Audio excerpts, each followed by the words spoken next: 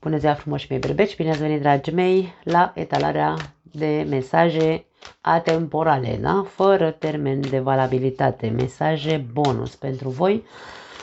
Așadar, această etalare este valabilă ca întotdeauna pentru toți cei care aveți soare, luna, ascendent sau Venus în berbec, dar nu uitați să vedeți etalarea unde voi aveți Venus, luna sau ascendentul pentru a completa cât mai bine aceste mesaje.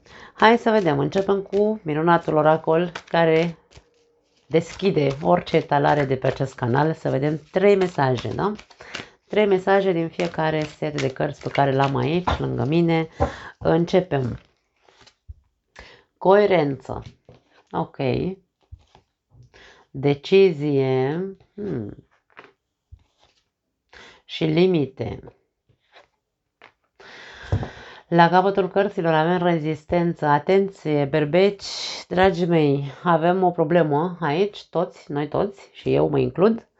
Avem o problemă pentru că e ca și cum nu cunoști limite. Nu cunoști limite, treci peste niște limite.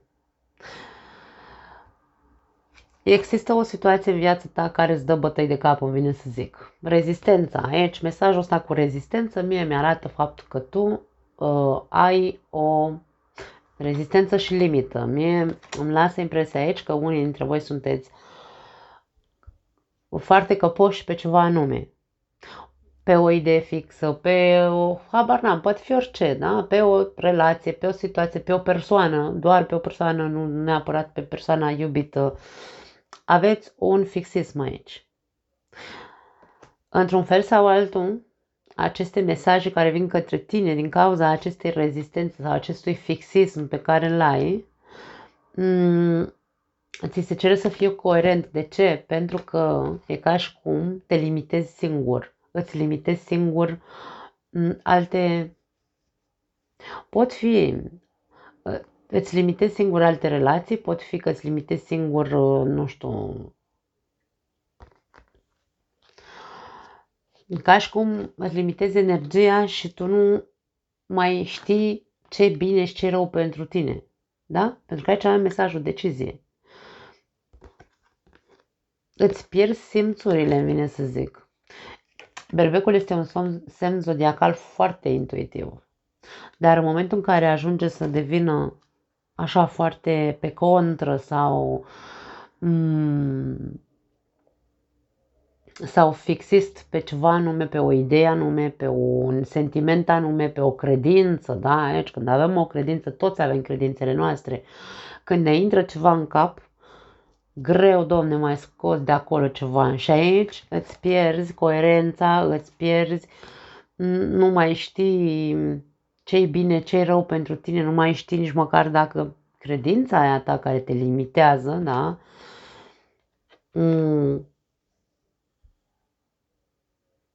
Îți face bine sau îți face rău. Mare atenție, mesajele sunt pe partea asta, nu știu de ce mi s-a transmis așa, mi s-au transmis genul ăsta de interpretare a acestor mesaje. Niciodată nu le-am interpretat, să zicem așa, în felul ăsta, da. Așadar, ți se cere să observi, e luna plină, e în casa ta. E momentul să începi să vezi, sau poate vei vedea. Aceste mesaje insistă pe această temă. Uite-te la ce ai așa multă, la ce depui multă rezistență și nu vrei tu să scapi sau nu vrei tu să scoți din capul tău acel fixism despre care vorbeam. Credințe, pot fi credințe sau tipare de comportament sau idei foarte fixe. Atenție, nu are nicio legătură cu, aici nu zicem nu că doar, nu știu, vărsătorul are idei fixe. Nu, toți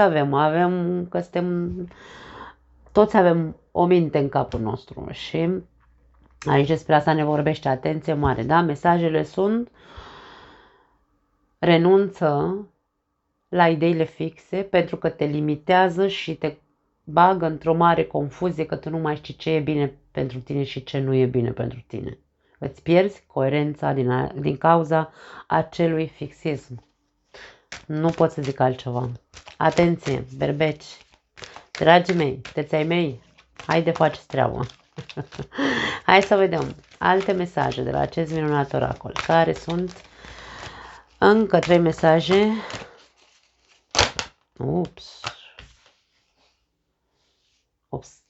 Au căzut 4, le luăm. Na, simt nevoia să le iau. Primul mesaj, caută partea bună a lucrurilor sau a vieții, dacă vrei. Da? Deci aici îți spune că probabil aici, dacă avem rezistențe, fixisme și așa mai departe, credințe care te limitează, aici avem cealaltă polaritate, da? Care ne spune, uite-te la partea frumoasă a lucrurilor sau a vieții, dacă vrei. Trebuie să fii mai optimist aici, ne spune. Nu contează ce se întâmplă în viața ta. Treaba ta este să vezi doar ceea ce este pozitiv din ceea ce se întâmplă în viața ta. Da? Adică, hai să dăm un exemplu. Dacă tu ai aici o idee fixă, nu știu, uite, domne, eu cred doar în Dumnezeu. Hai, dau un exemplu tâmpit, da? Cred doar în Dumnezeu, eu nu pot să concep că există alte tipuri de religii, alte tipuri de spiritualitate sau altă manieră în care să văd de ce am viața care o am. Sunt așa pe fixul meu că Dumnezeu îți dă cât poți să duci sau că nu îți dă mai mult decât poți să duci. Da? Acum, na, fiecare cu... Și aici se spune, ok, dacă tu crezi doar asta, limitele, bineînțeles că ți le impui singur. Și când ai de luat o decizie care nu are legătură cu Doamne, Doamne, să vină să-ți aducă un miracol în viața ta, tu habar n-ai.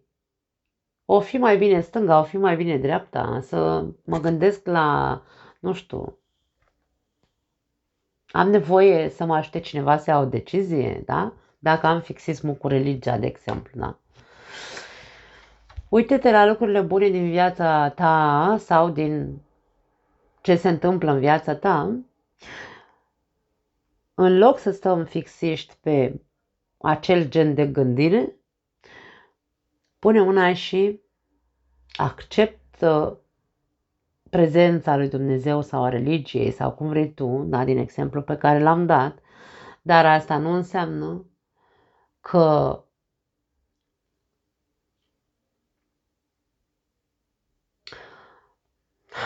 nu știu de ce am ales exemplu sau cu religia. Poate cineva trebuie să audă ce am de zis. Sau ceea ce simt că trebuie să transmit, că eu nu scot din burta mea lucruri.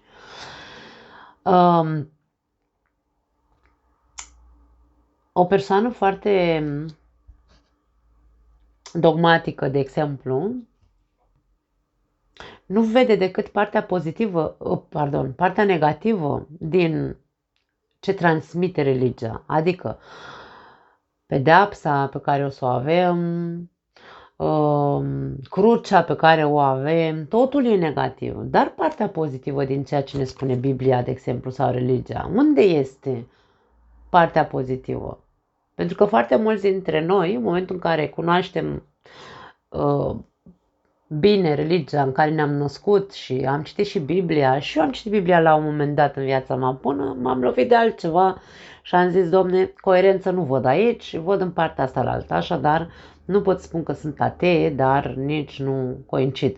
Dar partea frumoasă sau partea luminoasă pe care ne transmite Biblia prin mesajele ei, nu le băgăm în seamă, nu putem să le înțelegem. Nu le înțelegem. Da? Și rămânem aici limitați cu asta e crucea mea, Dumnezeu zice așa, sau mă rog, popa zice așa și așa mai departe. Da? În fine, am ales un exemplu tâmpit ca să mai mi-o iau puțin așa, dacă nu m-am săturat. Analizează-ți interacțiunile.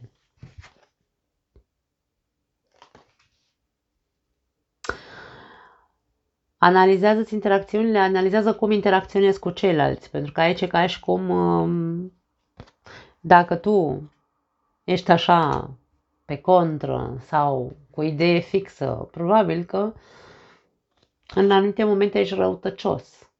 Probabil că zici lucruri care îi dor pe ceilalți.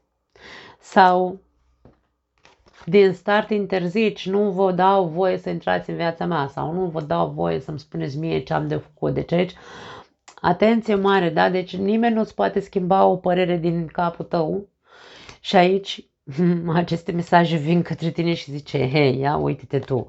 Uite-te tu și la partea pozitivă și frumoasă a vieții, uite-te și la cum interacționezi cu ceilalți, că s-ar putea să fii tu cel care ești tot timpul așa cu gura mare, da? Da. Transformă-ți gândurile stresante. Deci totul e din cauza gândurilor tale. Toate mesajele au ieșit și au sărit singure. Toate 4 am ținut neapărat să le iau.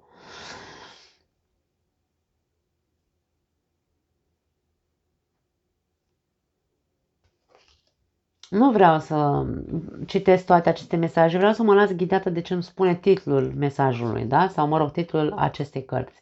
Transformă-ți gândurile stresante. Aici avem o persoană care, uite ce interesant, face baloane de aia de săpun, mai țineți minte? E ca și cum, dacă tu ai gânduri, pentru că în capul acestei persoane părul ei este foarte așa sculat în sus, așa. Da? Ca și cum gândurile sunt ori neagră, ori albă, am mai văzut asta și în etalarea pe care am făcut-o pentru eclipsa de soare am văzut același aspect. Alb sau negru, domne, la berbec, nu știu, ce ați pățit, ați intrat în energia scorpionică, de fapt, aici. Și ca tu să poți să-ți transformi gândurile astea așa foarte fixiste, ori alb, ori negru, aici, din nou, avem nevoie de ceva joacă, îmi vine să spun. Ce înseamnă când făceam baloane de săpun? Un pic de nepăsare, nu mai îmi bag în seamă mintea asta sau gândurile astea care tot timpul sunt stresate. Îmi fac aici de lucru, da? Îmi fac de lucru cu altceva, ca să potolesc ideile astea, gândurile astea stresante. Cam asta îmi vine mie să transmit în momentul ăsta. Observă-ți conversațiile. Aici din nou vorbim despre același lucru. Conversații, interacțiuni, gânduri negative. Și aici ți se spune că trebuie să fii mai optimist sau să vezi lucrurile bune din viața ta pe care le ai. Lucrurile bune pe care le ai în viața ta, că n-a sunat așa coerent românește.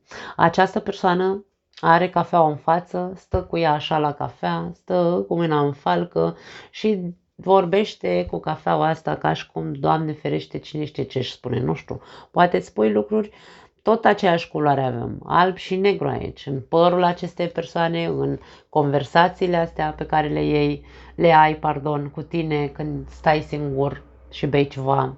Aici observă-te ce fel de conversații ai cu tine când ești singur. Sunt pozitive sau sunt negative? Pentru că aici se spune să vezi și lucrurile bune din viața ta. Nu vedea numai amarul, da? Că poate aici te uiți, cum e cu mâna în falcă așa persoana asta, poate că aici te uiți numai așa la ce îți lipsește, da?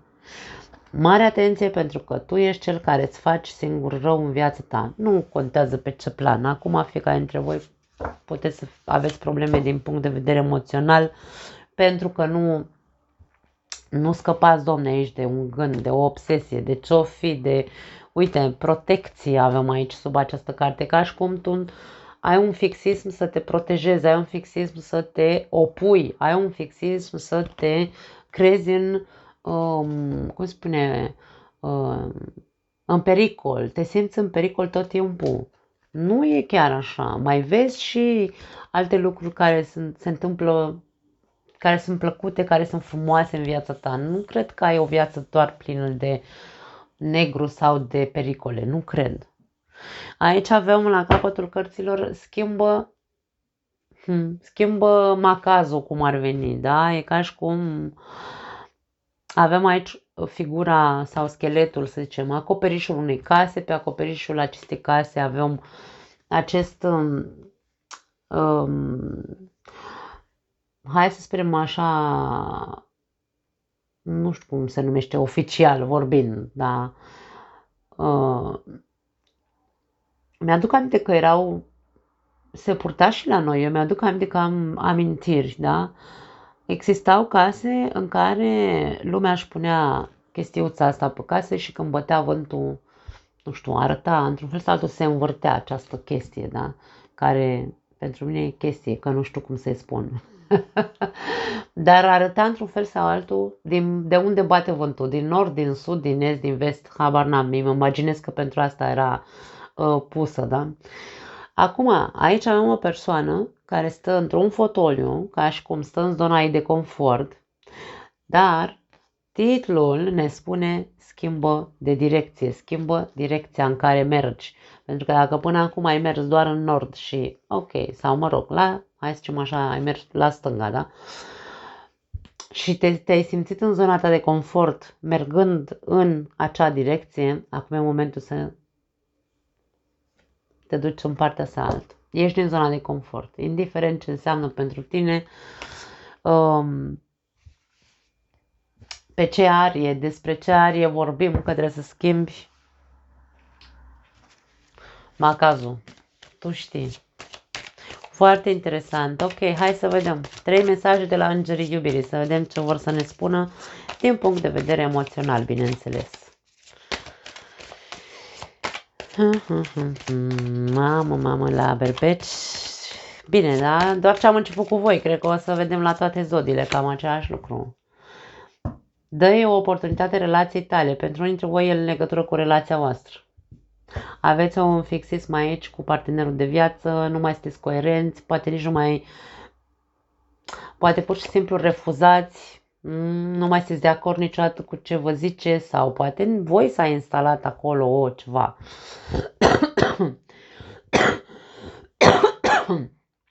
Îmi cer scuze. Ai vrea să iei o decizie, dar nu poți, pentru că nu știi. Nu știu, oare o fi bine să, nu știu, ce știu eu, să-mi iau o pauză de la relație sau o fi bine să divorțez, să mă despart, să mă separ, nu știu, habar n-am. Și aici ți se spune nu. Uită-te la lucrurile bune din viața ta pe care le ai în această relație. Analizează cum reacționezi tu sau cum interacționezi tu cu partenerul de viață. Transformă, schimbă-ți gândurile aia nebunești care nu știu ce îți spui tu despre ce îi spui sau ce îți spui în mintea ta despre partenerul de viață și observă-te pe tine când vorbești cu tine. Cum vorbești despre partenerul de viață în mintea ta? Într-un mod negativ sau pozitiv? Dedică-i timp partenerului de viață. Asta ne spune acest mesaj. Pune mâna și puneți, încarcă-ți bateriile, berbecule, și du-te către partenerul tău de viață.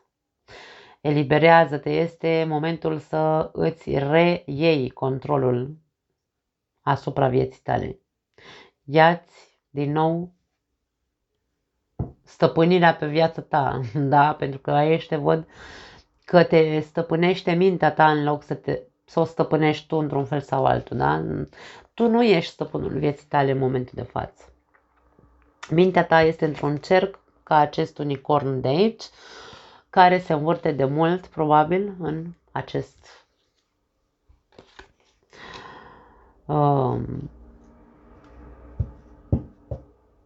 această buclă. Următorul mesaj, iartă și învață.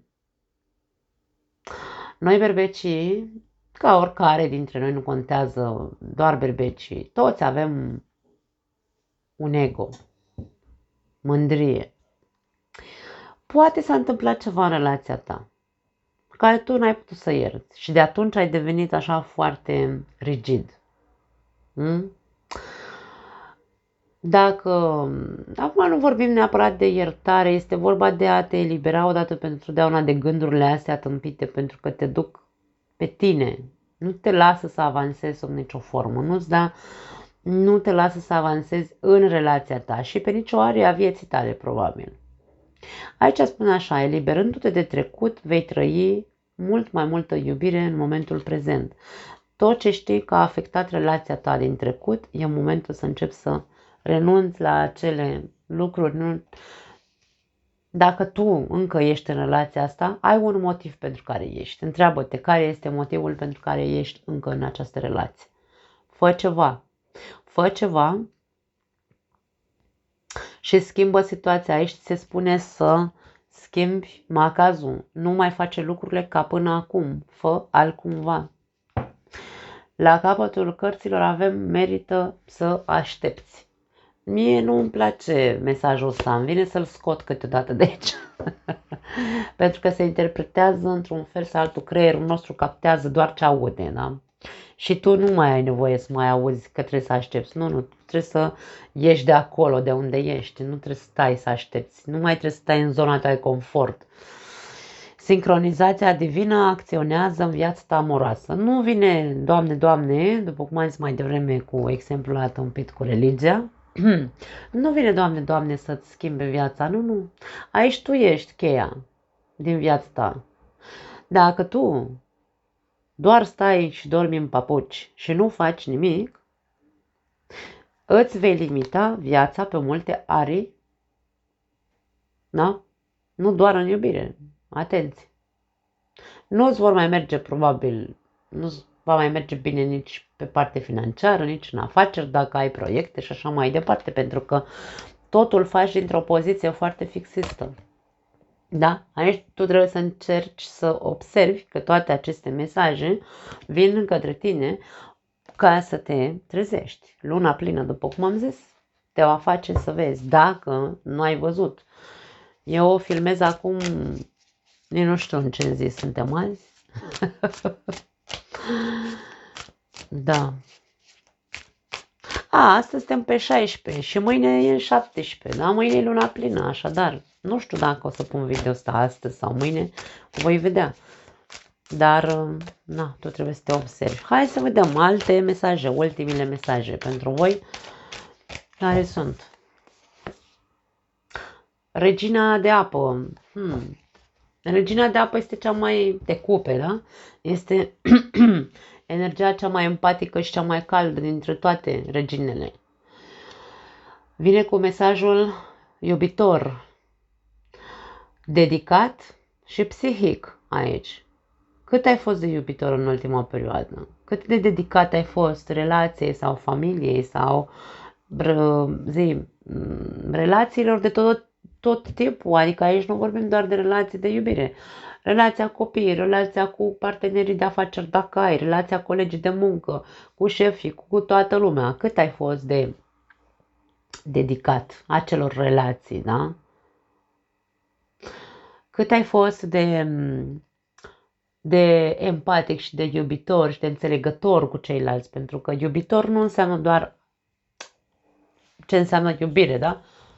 Înseamnă căldură, domne, să fii iubitor, să fii empatic, să fii atent la celelalte persoane, nu să fii așa ca vezi ca un animal rănit care e frică, domne, să nu fie atacat și el trebuie să stea în gard aici, total. Nu e despre asta. Toate mesajele ne spun același lucru. Și psihic. Asta nu înseamnă că tu trebuie să ajungi să fii psihic. Probabil că aici, sau mă rog, psihic. Psihic se referă la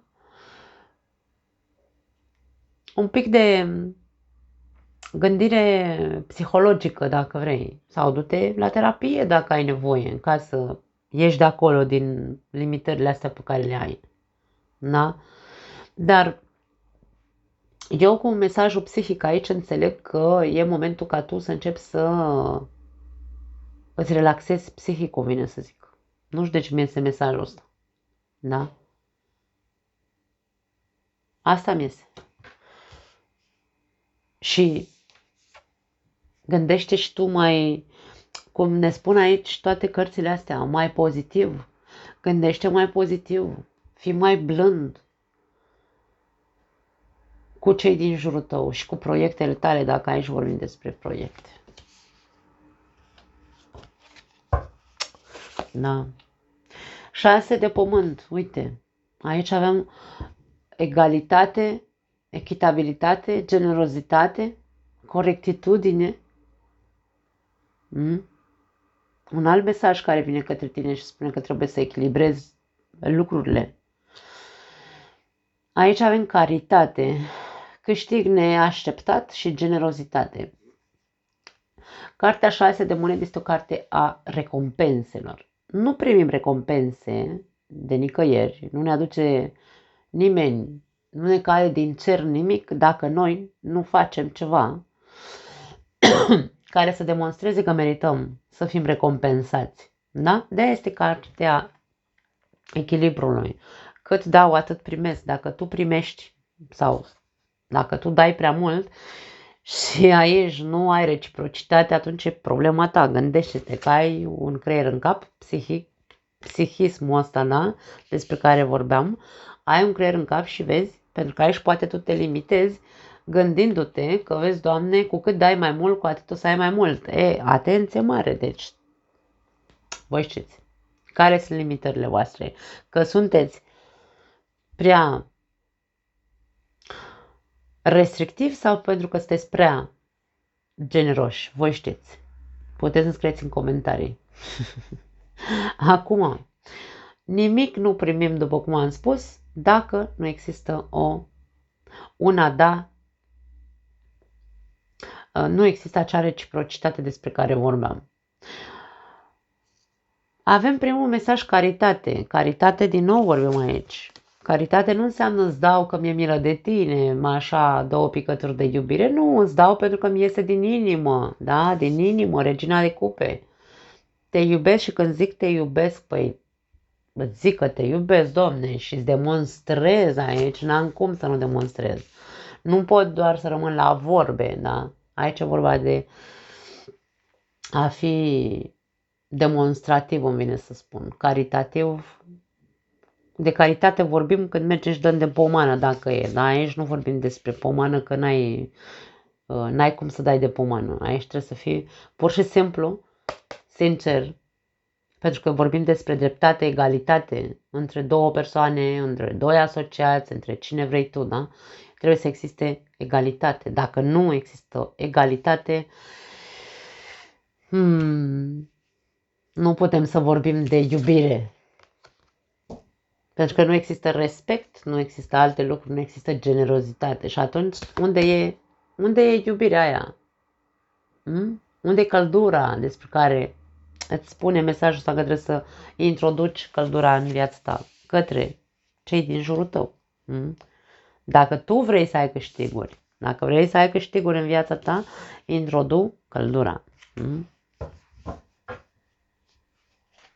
Trebuie să înveți să fii mai generos.